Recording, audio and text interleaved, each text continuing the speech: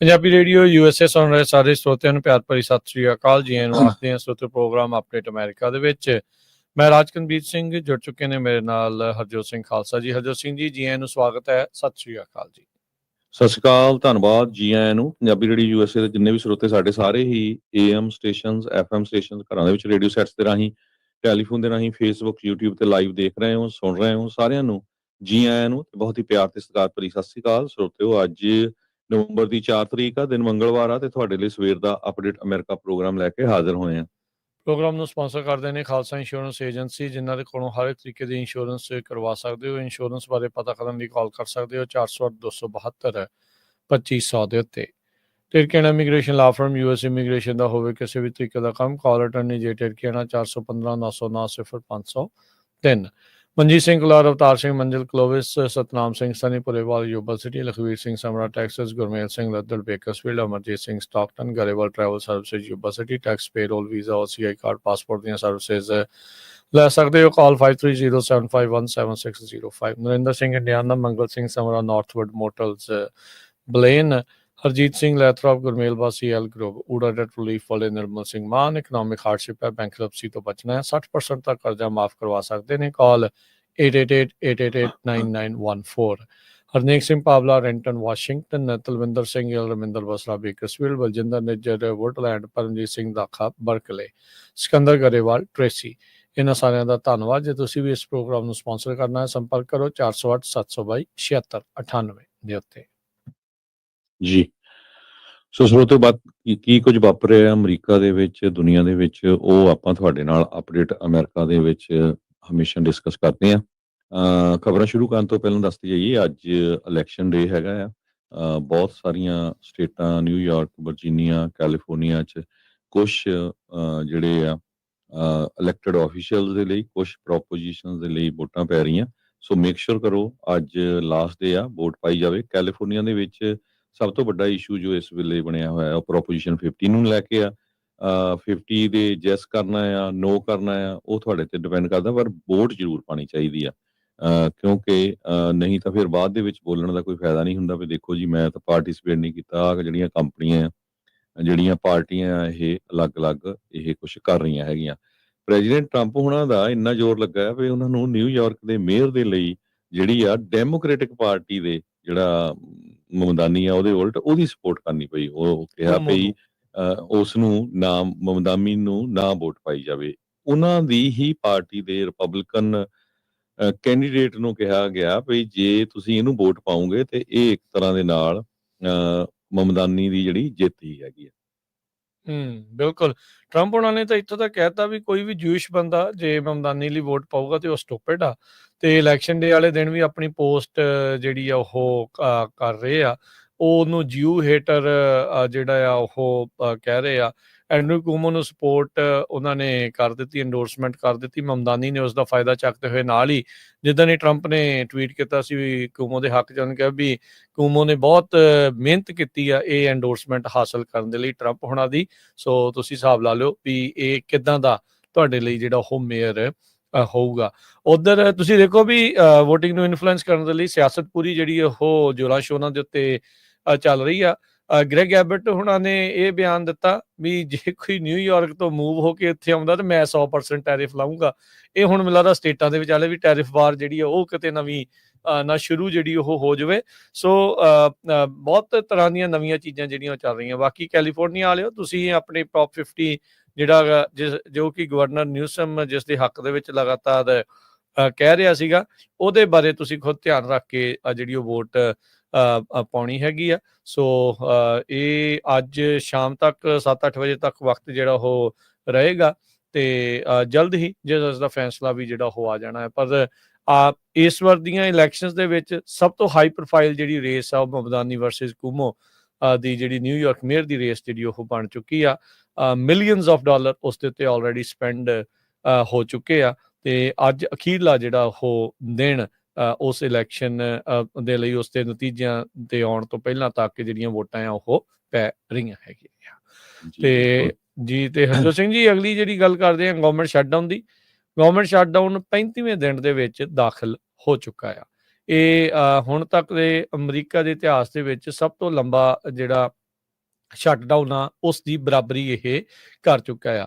Trump ਉਹਨਾਂ ਦੇ ਪਹਿਲੇ ਕਾਰਜਕਾਲ ਦੇ ਵਿੱਚ ਵੀ 35 ਦਿਨ ਗਵਰਨਮੈਂਟ ਸ਼ਟਡਾਊਨ ਰਹੀ ਸੀ।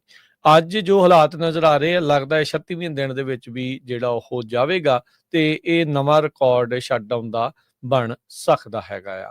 ਸੋ 2018 ਦੇ ਵਿੱਚ ਪਿਛਲਾ ਰਿਕਾਰਡ ਟਰੰਪ ਉਹਨਾਂ ਦੇ ਸਰਕਾਰ ਦੇ ਦਰਮਿਆਨ ਜਿਹੜਾ ਉਹ ਬਣਿਆ ਸੀ, ਤੇ ਹੁਣ ਇੱਕ ਵਾਰੀ ਫੇਰ ਜਿਹੜਾ ਉਹਨਾਂ ਦੀ ਹੀ ਪ੍ਰਸ਼ਾਸਨ ਦੇ ਵਿੱਚ ਦੁਬਾਰਾ ਰਿਕਾਰਡ ਬਣ ਰਿਹਾ ਹੈ। ਮਾਈਕ ਜੌਨਸਨ ਹੁਣਾਂ ਨੇ ਪ੍ਰੈਸ ਕਾਨਫਰੰਸ ਜਿਹੜੀ ਉਹ ਕਰ ਰਹੇ ਆ, ਤੇ ਉਹਨਾਂ ਦੇ ਨਾਲ ਜਿਹੜੇ ਮੈਜੋਰਟੀ ਲੀਡਰ ਜੌਨ ਥੂਨ ਉਹ ਵੀ ਜਿਹੜੇ ਉਹ ਸੀਗੇ, ਤੇ ਕਹਿੰਦੇ ਵੀ ਆਪਟੀਮਿਸਟਿਕ ਨੇ, ਅਸੀਂ ਆਸਵੰਦ ਆ ਵੀ ਆਉਂਦੇ ਦਿਨਾਂ ਦੇ ਵਿੱਚ ਕੋਈ ਨਾ ਕੋਈ ਆਫ ਰੈਂਪ ਇਹਨਾਂ ਨੂੰ ਮਿਲ ਜਾਵੇਗਾ। ਸੋ ਇਹ ਸਿਚੁਏਸ਼ਨ ਜਿਹੜੀ ਉਹ ਬਣੀ ਪਈ ਆ। ਕੋਈ ਵੀ ਆਪੋ ਆਪਣੀ ਦੋਨੋਂ ਪਾਰਟੀਆਂ ਆਪੋ ਆਪਣੀਆਂ ਜਿੱਦਾਂ ਨੂੰ ਹਾਲ ਦੀ ਘੜੀ ਨਹੀਂ ਛੱਡ ਰਹੀਆਂ, ਇੱਕ ਦੂਜੇ ਦੇ ਉੱਤੇ ਬਲੇਮ ਗੇਮ ਜਿਹੜੀਆਂ ਆ ਉਹ ਕਰ ਰਹੀਆਂ ਨੇ, ਤੇ ਇਹੀ ਜਿਹੜੀਆਂ ਉਹ ਕਹਿ ਰਹੀਆਂ ਵੀ ਜਿਹੜਾ ਆ ਦੂਜੀ ਪਾਰਟੀ ਦੇ ਕਰਕੇ ਹੀ ਜਿਹੜਾ ਸ਼ਟਡਾਊਨ ਆ ਉਹ ਚੱਲ ਰਿਹਾ ਆ। ਉਂਝ ਦੇਖਿਆ ਜਾਵੇ ਤਾਂ ਮੈਜੋਰਟੀ ਜਿਹੜੀ ਆ ਦੋਨਾਂ ਸਦਨਾਂ ਦੇ ਵਿੱਚ ਰਿਪਬਲਿਕਨਸ ਦੀ, ਤੇ ਨਾਲ ਪ੍ਰੈਜ਼ੀਡੈਂਟ ਜਿਹੜੇ ਉਹ ਵੀ ਰਿਪਬਲਿਕਨ ਪਾਰਟੀ ਦੇ ਆ, ਪਰ ਜਿਹੜੇ ਡੈਮੋਕ੍ਰੇਟ ਆ ਉਹ ਇਸ ਟਾਈਮ ਆਪਣੇ ਕਹਿ ਸਕਦੇ ਆ ਵੀ ਲੱਤਾਂ ਫਸਾਈ ਬੈਠੇ ਆ ਜਾਂ ਪੈਰ ਫਸਾਈ ਬੈਠੇ ਆ। ਉਹ ਕਹਿੰਦੇ ਵੀ ਨਹੀਂ, ਸਾਡੇ ਜਿਹੜੀਆਂ ਅਫੋਰਡੇਬਲ ਕੇਅਰ ਐਕਟ ਦੀਆਂ ਸਬਸਿਡੀਜ਼ ਆ ਉਸ ਨੂੰ ਬਰਕਰਾਰ ਰੱਖੋ, ਉਸ ਨੂੰ ਐਕਸਟੈਂਡ ਕਰੋ, ਅਦਰਵਾਈਜ਼ ਅਸੀਂ ਇਸ ਦੇ ਵਿੱਚ ਤੁਹਾਡੀ ਸਪੋਰਟ ਨਹੀਂ ਕਰਾਂਗੇ। ਰਿਪਬਲਿਕਨਸ ਨੇ ਇੱਕ ਟਾਈਮ ਤੇ ਕਿਹਾ ਸੀਗਾ ਵੀ ਆਪਾਂ 1 ਸਾਲ ਲਈ ਮਿਡ ਟਰਮ ਇਲੈਕਸ਼ਨ ਤੱਕ ਆਪਾਂ ਸਬਸਿਡੀਜ਼ ਨੂੰ ਵਧਾ ਦਿੰਨੇ ਆ, ਤੇ ਉਹ ਉਸ ਦੇ ਲਈ ਜਿਹੜੇ ਡੈਮੋਕ੍ਰੇਟਸ ਨਹੀਂ ਮੰਨੇ, ਕਹਿੰਦੇ ਵੀ ਤੁਸੀਂ ਬਾਅਦ ਦੇ ਵਿੱਚ ਫੇਰ ਇਹੀ ਕੁੰਡੀ ਜਿਹੜੀ ਉਹ ਫਸਾ ਲੈਣੀ ਆ ਅਗਲੀ ਵਾਰੀ ਫੇਰ, ਸੋ ਇਸ ਨੂੰ ਲੰਮੇ ਸਮੇਂ ਦੇ ਲਈ ਐਕਸਟੈਂਡ ਜਿਹੜਾ ਕਰੋ। ਜਿਹੜੀ ਵੀ ਸੱਤਾਧਾਰੀ ਹੁੰਦੀ ਆ ਉਹ ਹਮੇਸ਼ਾ ਹੀ ਇਸ ਤਰੀਕੇ ਦੇ ਨਾਲ ਮਨਵਾਉਣ ਦੀ ਕੋਸ਼ਿਸ਼ ਕਰਦੀ ਆ, ਤੇ ਆਪੋਜੀਸ਼ਨ ਵੀ ਆਪਣੀਆਂ ਗੱਲਾਂ ਮਨਵਾਉਣ ਦੀ ਕੋਸ਼ਿਸ਼ ਕਰਦੀ ਆ। ਪਰ ਇਸ ਵਾਰ ਕਹਿੰਦੇ ਵੀ ਦੋਨੋਂ ਪਾਰਟੀਆਂ ਆਪਣੇ ਫੀਟ ਆ ਉਹ ਡਰੈਗ ਕਰ ਰਹੀਆਂ ਆ, ਤੇ ਟੇਬਲ ਦੇ ਉੱਤੇ ਬੈਠਣ ਨੂੰ ਰਾਜੀ ਜ਼ਿਆਦਾ ਨਹੀਂ ਆ। ਉਦਾਂ ਜੇ ਰਿਪਬਲਿਕਨਸ ਕਹਿ ਰਹੇ ਆ, ਜਿਹੜੇ ਮਾਈਕ ਜੌਨਸਨ ਤੇ ਹੋਰ ਜਿਹੜੇ ਰਿਪਬਲਿਕਨਸ, ਉਹ ਕਹਿੰਦੇ ਵੀ ਅਸੀਂ ਮੋਡਰੇਟ ਡੈਮੋਕ੍ਰੇਟਸ ਜਿਹੜੇ ਨੇ ਉਹਨਾਂ ਨੂੰ ਗੁਹਾਰ ਜਿਹੜੀ ਉਹ ਲਾ ਰਹੇ ਆ, ਤਾਂ ਜੋ ਜਿਹੜੇ ਆ ਇਹਨਾਂ ਜਿਹੜੀ ਸ਼ਟਡਾਊਨ ਆ ਉਸ ਨੂੰ ਖਤਮ ਕੀਤਾ ਜਿਹੜਾ ਹੋ ਜਾ ਸਕੇ। ਹਾਊਸ ਦੇ ਵਿੱਚ ਕੋਈ ਰੌਲਾ ਨਹੀਂ, ਉਹਨਾਂ ਦੇ ਵਿੱਚ ਉਹਨਾਂ ਦੇ ਬਿੱਲ ਪਾਸ ਨੇ। ਸੈਨੇਟ ਦੇ ਵਿੱਚ 60 ਸੀਟਾਂ ਜਿਹੜੀਆਂ 60 ਵੋਟਾਂ ਜਿਹੜੀਆਂ ਇਹਨਾਂ ਨੂੰ ਚਾਹੀਦੀਆਂ ਆ, ਤੇ ਉੱਥੇ ਤੱਕ ਜਿਹੜੀ ਇਹਨਾਂ ਦੀ ਪਹੁੰਚ ਨਹੀਂ ਹੋ ਰਹੀ ਹੈਗੀ। ਸੋ ਤਕਰੀਬਨ 4 ਤੋਂ 5 ਜਿਹੜੇ ਘੱਟੋ ਘੱਟ ਇਹਨਾਂ ਨੂੰ ਡੈਮੋਕ੍ਰੇਟ ਜਿਹੜੇ ਉਹ ਚਾਹੀਦੇ ਹੋਣਗੇ, ਜਿਹੜੇ ਇਹਨਾਂ ਦੇ ਵੱਲ ਨੂੰ ਭੁਗਤਣ, ਤਾਂ ਜੋ ਜਿਹੜਾ 60 ਦਾ ਬੈਂਚਮਾਰਕ ਉਸ ਨੂੰ ਤੋੜ ਸਕਣ ਤੇ ਬਿੱਲ ਜਿਹੜਾ ਉਹ ਕੋਈ ਪਾਸ ਹੋ ਸਕੇ। ਉਧਰ ਲੇਬਰ ਸਕੱਤਰ ਨੇ ਜਿਹੜੀ ਆਪਾਂ ਪਤਾ ਵੀ ਜਿਹੜੇ ਫੂਡ ਸਟੈਂਪ ਤੇ ਸਨੈਪ ਪ੍ਰੋਗਰਾਮ ਉਹ 1 ਨਵੰਬਰ ਤੋਂ ਇਹਨਾਂ ਨੇ ਬੰਦ ਕਰਤਾ ਸੀ, ਫਿਰ ਇਹਨਾਂ ਨੇ ਕਿਹਾ ਵੀ ਨਹੀਂ ਬੁੱਧਵਾਰ ਤੋਂ ਆਪਾਂ ਬਹਾਲ ਕਰਾਂਗੇ। ਅੱਧੀ ਕੁ ਰਾਸ਼ੀ ਜਿਹੜੀ ਮਿਲਦੀ ਆ ਜਿੰਨਾ ਸਾਰਿਆਂ ਨੂੰ 42 ਮਿਲੀਅਨ ਅਮਰੀਕਨਸ ਨੂੰ, ਉਹਨਾਂ ਵਿੱਚੋਂ ਅੱਧੀ ਰਾਸ਼ੀ ਜਿੰਨੀ ਬਣਦੀ ਸੀ ਉਹ ਉਹਨਾਂ ਨੂੰ ਦੇਵਾਂਗੇ। ਅੱਜ ਲੇਬਰ ਸਕੱਤਰ ਨੇ ਅੱਜ ਇੱਕ ਹੋਰ ਨਵੀਂ ਜਿਹੜੀ ਗੱਲ ਆ ਉਹ ਦੱਸੀ ਆ। ਉਹਨਾਂ ਨੇ ਕਿਹਾ ਵੀ ਜਿਹੜੀ ਅਨਇੰਪਲੋਇਮੈਂਟ ਇੰਸ਼ੋਰੈਂਸ ਆ ਉਸ ਦੇ ਉੱਤੇ ਹੁਣ ਗਾਜ ਡਿੱਗ ਸਕਦੀ ਆ। ਕਹਿੰਦੇ ਵੀ ਜੇ ਸ਼ਟਡਾਊਨ ਜ਼ਿਆਦਾ ਲੰਮਾ ਸਮਾਂ ਚੱਲਦਾ ਰਿਹਾ, ਜੋ ਕਿ ਹੁਣ ਲੌਂਗੈਸਟ ਔਨ ਰੈਕਰਡ ਬਣ ਜਾਣਾ ਆ ਜੇ ਕੱਲ ਤੱਕ ਵੀ ਇਹ ਜਾਰੀ ਰਹਿੰਦਾ ਆ, ਤਾਂ ਉਹਨਾਂ ਨੇ ਕਿਹਾ ਵੀ next thing we have to be concerned about is unemployment insurance. ਜਿਹਨਾਂ ਲੋਕਾਂ ਦੀ ਜੌਬ ਚਲੇ ਜਾਂਦੀ ਆ, ਤੇ ਅਨਇੰਪਲੋਇਮੈਂਟ ਇੰਸ਼ੋਰੈਂਸ ਦੇ ਵਿੱਚ ਜਿਹੜੀ ਆਪਾਂ ਮਨੀ ਹਰ ਪੇ ਚੈੱਕ ਦੇ ਵਿੱਚੋਂ ਦਿੰਦੇ ਉਹ ਬਾਅਦ ਦੇ ਵਿੱਚ ਆਪਾਂ ਨੂੰ ਮਿਲਦੀ ਆ, ਤਾਂ ਉਹ ਕਹਿੰਦੇ ਵੀ ਉਸ ਦੇ ਉੱਤੇ ਗਾਜ ਜਿਹੜੀ ਉਹ ਡਿੱਗ ਸਕਦੀ ਆ। ਅਮਰੀਕਨ ਵਰਕਰਸ ਕਹਿੰਦੇ ਵੀ ਉਹਨਾਂ ਨੂੰ ਉਹ ਡਿਜ਼ਰਵ ਕਰਦੇ ਨੇ, ਉਹਨਾਂ ਨੂੰ ਪਤਾ ਹੋਣਾ ਚਾਹੀਦਾ ਵੀ ਉਹਨਾਂ ਦਾ ਅਗਲਾ ਪੇ ਚੈੱਕ ਉਹ ਆਉਣਾ ਆ ਜਾਂ ਨਹੀਂ ਆਉਣਾ, ਜਾਂ ਕਦੋਂ ਜਿਹੜਾ ਇਸ ਦੇ ਵਿੱਚ ਆਉਣਾ ਆ। ਤੇ ਹੁਣ ਸਿਚੁਏਸ਼ਨ ਜਿਹੜੀ ਉਹ ਖਾਸੀ ਜਿਹੜੀ ਉਹ ਮਾੜੀ ਬਣੀ ਪਈ ਆ। ਸੋ ਗਵਰਨਮੈਂਟ ਸ਼ਟਡਾਊਨ ਦੇ ਖੁੱਲਣ ਦਾ ਅਜੇ ਤੱਕ ਕੋਈ ਜਿਹੜਾ ਅਸਾਰ ਆ ਉਹ ਨਜ਼ਰ ਨਹੀਂ ਆ ਰਿਹਾ। ਸੋ ਮੋਡਰੇਟ ਡੈਮੋਕ੍ਰੇਟਸ ਵੱਲ ਨੂੰ ਜਿਹੜੀ ਆ ਉਹ ਹੁਣ ਰੁੱਖ ਕਰ ਰਹੇ ਨੇ ਮਾਈਕ ਜੌਨਸਨ ਤੇ ਰਿਪਬਲਿਕਨਸ, ਤਾਂ ਜੋ ਕਹਿੰਦੇ ਵੀ ਇਹ ਜਿਹੜੀ ਸ਼ਟਡਾਊਨ ਆ ਉਸ ਨੂੰ ਖਤਮ ਕੀਤਾ ਜਾ ਸਕੇ। ਅਗਲੀ ਖਬਰ ਵੱਲ ਚਲੀਏ। ਸਾਬਕਾ ਵਾਈਸ ਪ੍ਰੈਜ਼ੀਡੈਂਟ ਡਿਕ ਚੈਨੀ, ਉਹਨਾਂ ਦੀ ਜਿਹੜੀ ਆ ਅੱਜ ਮੌਤ ਹੋ ਗਈ ਆ। 84 ਸਾਲਾਂ ਦੇ ਡਿਕ ਚੈਨੀ ਸੀ। ਪ੍ਰੈਜ਼ੀਡੈਂਟ ਜਾਰਜ ਡਬਲਯੂ ਬੁਸ਼ ਦੇ ਟਾਈਮ ਦੇ ਉੱਤੇ ਉਹ ਵਾਈਸ ਪ੍ਰੈਜ਼ੀਡੈਂਟ ਸੀ, ਜਿਸ ਟਾਈਮ ਦੇ ਉੱਤੇ ਇਰਾਕ ਵਾਰ ਵੀ ਹੋਇਆ ਸੀ। ਤੇ ਅੱਜ ਜੋ ਜਾਰਜ ਬੁਸ਼ ਆ, ਸਾਬਕਾ ਰਾਸ਼ਟਰਪਤੀ, ਉਹਨਾਂ ਨੇ ਇਹ ਕਿਹਾ ਆ ਵੀ ਇਹੀ ਬੰਦਾ ਸੀ ਜਿਹੜਾ ਮੈਨੂੰ ਵਾਈਸ ਪ੍ਰੈਜ਼ੀਡੈਂਟ ਚਾਹੀਦਾ ਸੀ, the one I needed. Dick Cheney ਉਹਨਾਂ ਦੀ ਮੌਤ, ਉਹਨਾਂ ਦਾ ਜੋ ਨਿਮੋਨੀਆ ਹੋਇਆ ਸੀ ਉਹਦੀਆਂ ਕੰਪਲਿਕੇਸ਼ਨਸ ਕਰਕੇ, ਤੇ ਕਾਰਡਿਕ ਤੇ ਵਸਕੂਲਰ ਡਿਸੀਜ਼ ਕਰਕੇ ਉਹਦੀ ਜਿਹੜੀ ਮੌਤ ਆ ਹੋਈ ਹੈਗੀ ਆ। ਜੀ। ਸੋ ਜਿਹੜੇ ਵਾਈਸ ਪ੍ਰੈਜ਼ੀਡੈਂਟ ਡਿਕ ਚੇਨੀ ਕਾਫੀ ਫੇਮਸ ਜਾਂ ਇਨਫੇਮਸ ਦੋਨੋਂ ਹੀ ਤਰੀਕੇ ਦੇ ਨਾਲ ਉਹ ਰਹੇ ਨੇ। ਮੋਸਟ ਪਾਵਰਫੁਲ ਇੱਕ ਵਾਈਸ ਪ੍ਰੈਜ਼ੀਡੈਂਟ ਦੇ ਤੌਰ ਦੇ ਉੱਤੇ ਜਿਹੜੇ ਉਹ ਜਾਣੇ ਜਾਂਦੇ ਆ। ਇਹ ਡਿਫੈਂਸ ਸਕੱਤਰ ਵੀ ਰਹੇ ਆ, ਕਾਂਗਰਸਮੈਨ ਵੀ ਜਿਹੜੇ ਉਹ ਰਹੇ ਆ।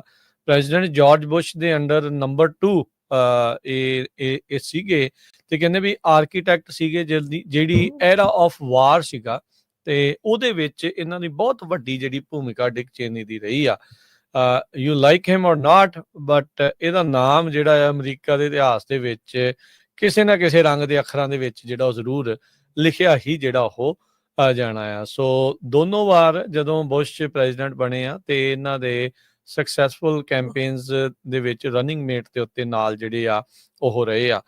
ਇਰਾਕ ਵਾਰ ਦੇ ਵਿੱਚ ਹਰਜੋਤ ਸਿੰਘ ਜੀ ਤੁਸੀਂ ਤੇ ਉਸ ਟਾਈਮ ਇੱਥੇ ਸੀਗੇ, ਤੇ ਡਿਕ ਚੇਨੀ ਦਾ ਕਾਫੀ ਜਿਹੜਾ ਉਹ ਨਾਮ ਸੀਗਾ, ਨਾਲ ਰਮਸਫੀਲਡ ਹੁਣੀ ਬਹੁਤ ਸਾਰੇ ਜਿਹੜੇ ਸੀਗੇ ਵੈਪਨਸ ਆਫ ਮਾਸ ਡਿਸਟਰਕਸ਼ਨ, ਕਿੰਨਾ ਕੁਛ ਜਿਹੜੀਆਂ ਇਦਾਂ ਦੀਆਂ ਚੀਜ਼ਾਂ ਜਿਹੜੀਆਂ ਆ ਉਹ ਸਾਹਮਣੇ ਆਈਆਂ ਸੀ।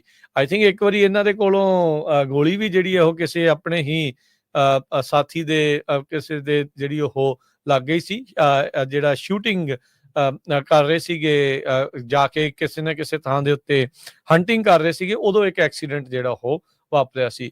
ਇਹ 2010 ਤੱਕ ਇਹਨਾਂ ਨੂੰ 5 ਹਾਰਟ ਅਟੈਕ ਆ ਚੁੱਕੇ ਸੀਗੇ, ਤੇ ਆਪਣੀ ਹਾਰਟ ਬੀਟ ਨੂੰ ਰੈਗੂਲੇਟ ਕਰਨ ਦੇ ਲਈ ਇਹਨਾਂ ਨੇ ਜਿਹੜਾ ਪੇਸਮੇਕਰ ਆ ਉਹ 2001 ਤੋਂ ਜਿਹੜਾ ਉਹ ਪਾਇਆ ਹੋਇਆ ਸੀਗਾ। ਸੋ ਜੀ ਅੱਜ ਤੁਸੀਂ ਦੇਖੋ ਵੀ ਪੂਰੀ ਲਾਈਫ ਰਿਪਬਲਿਕਨ ਰਹਿਣ ਵਾਲੇ, 2 ਟਾਈਮ ਵਾਈਸ ਪ੍ਰੈਜ਼ੀਡੈਂਟ ਬਣਨ ਵਾਲੇ, ਤੇ ਉਸ ਤੋਂ ਬਿਨਾ ਜਿਹੜੇ ਕਾਂਗਰਸਮੈਨ ਰਹਿਣ ਵਾਲੇ ਡਿਕ ਚੇਨੀ, ਉਹਨਾਂ ਨੇ ਜਦੋਂ ਇਸ ਵਾਰ ਇਲੈਕਸ਼ਨ ਹੋਈਆਂ ਸੀਗੀਆਂ ਓਪਨਲੀ ਕਿਹਾ ਸੀ ਵੀ ਮੈਂ ਕਮਲਾ ਹੈਰਿਸ ਨੂੰ ਵੋਟ ਪਾਉਣ ਜਾ ਰਿਹਾ ਆ। ਇਹ ਉਹਨਾਂ ਦੀ ਜਿਹੜੀ ਡਾਟਰ ਆ ਲਿਜ਼ ਚੇਨੀ, ਉਹਨੇ ਦੱਸਿਆ ਸੀ। ਲਿਜ਼ ਚੇਨੀ ਜਿਹੜੀ ਆ ਉਹ ਪੂਰੇ ਪ੍ਰੈਜ਼ੀਡੈਂਟ ਡੋਨਾਲਡ ਟਰੰਪ ਦੇ ਉਲਟ ਪੂਰਾ ਜਿਹੜਾ ਉਹਨਾਂ ਦਾ ਆਪਾਂ ਕਹਿੰਦੇ ਆ ਵੀ ਵਿਰੋਧ ਅੜਿੱਕਾ ਲੈਂਦੀ ਹੈਗੀ ਆ, ਐਕਸਪੋਜ਼ ਵੀ ਕਰਦੀ ਆ ਜਿੱਥੇ ਕਿਤੇ ਗਲਤੀ ਹੁੰਦੀ ਆ। ਤੇ ਆਪਾਂ ਨੂੰ ਪਤਾ ਵੀ ਪਰਿਵਾਰ ਪੂਰੀ ਲਾਈਫ ਜਿਹੜਾ ਰਿਪਬਲਿਕਨ ਰਿਹਾ ਹੋਵੇ, ਤੇ ਉਹਨਾਂ ਨੇ ਵੋਟ ਜਿਹੜੀ ਆ ਉਹ ਟਰੰਪ ਉਹਨਾਂ ਦੇ ਉਲਟ ਇਸ ਵਾਰ ਪਾਈ ਸੀ। ਸੋ ਤੁਸੀਂ ਹਿਸਾਬ ਲਾ ਲਓ, ਤੇ ਟਰੰਪ ਉਹਨਾਂ ਨੂੰ ਆਪ ਵੀ ਜਿਹੜਾ ਉਹ ਡਿਨਾਊਂਸ ਉਹਨਾਂ ਨੇ ਇਸ ਦੇ ਵਿੱਚ ਕੀਤਾ ਸੀਗਾ।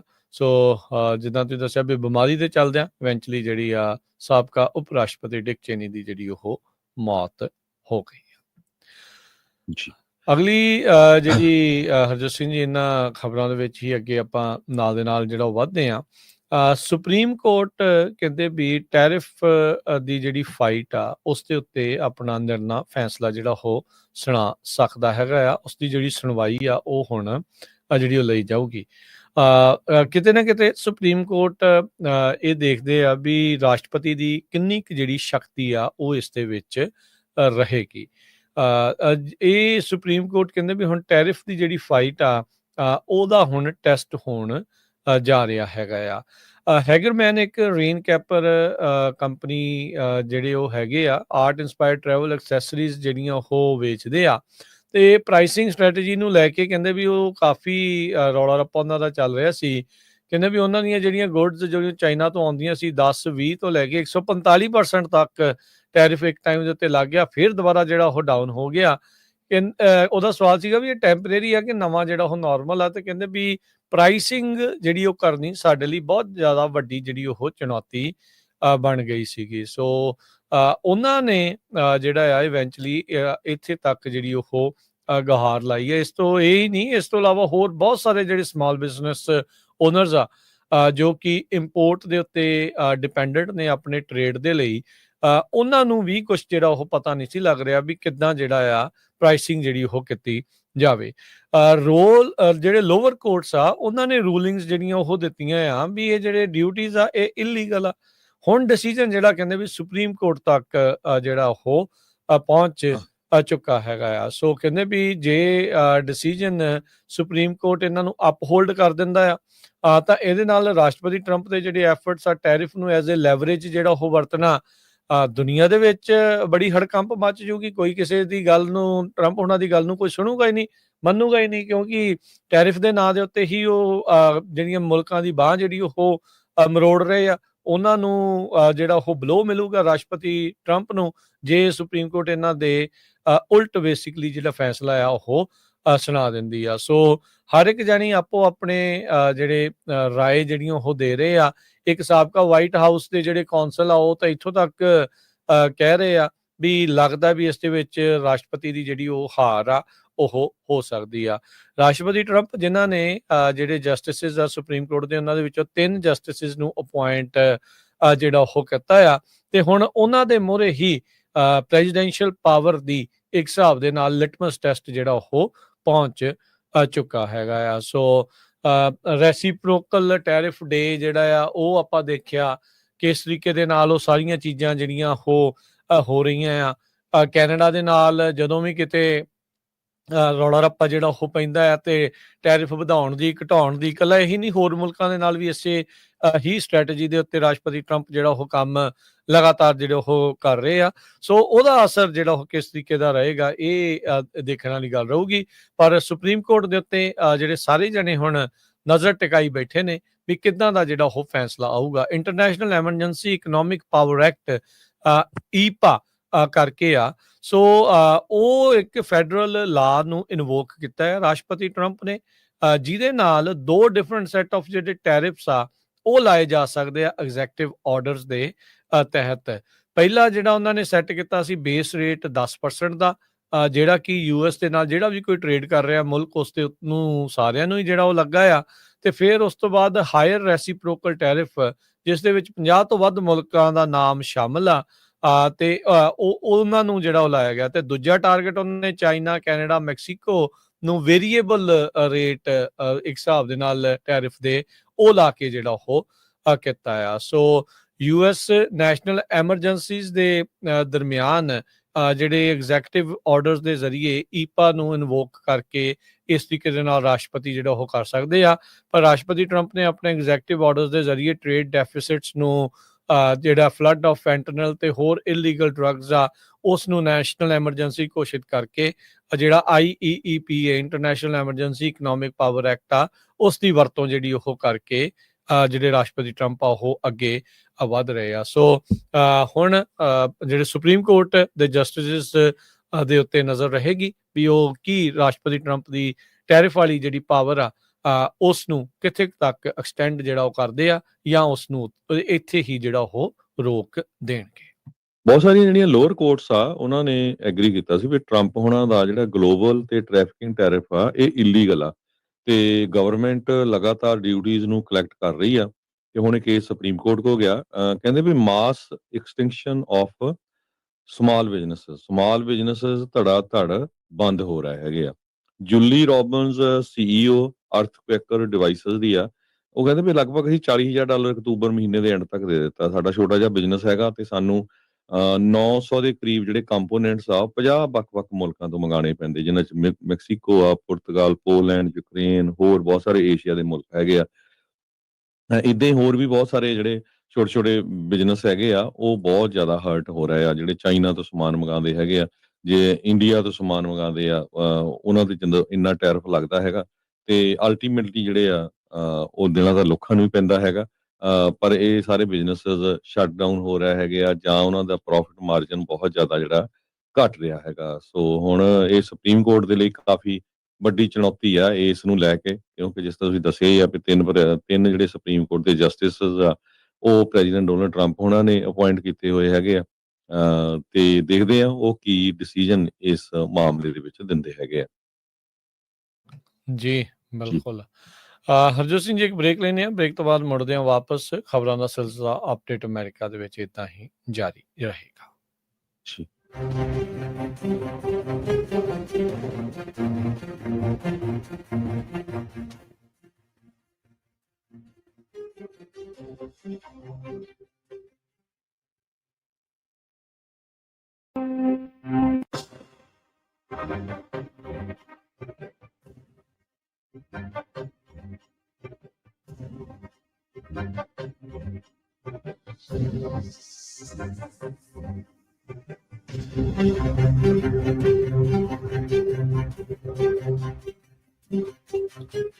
ਬ੍ਰੇਕ ਤੋਂ ਬਾਅਦ ਇੱਕ ਵਾਰੀ ਫਿਰ ਆਪ ਸਭ ਦਾ ਸਵਾਗਤ ਹੈ। ਸੋ ਪ੍ਰੋਗਰਾਮ ਚੱਲ ਰਿਹਾ ਜੀ ਇਸ time update America. Harjot Singh ji, ਜੀ ਆਇਆਂ ਨੂੰ ਸਵਾਗਤ ਹੈ। ਸਤਿ ਸ਼੍ਰੀ ਅਕਾਲ ਜੀ।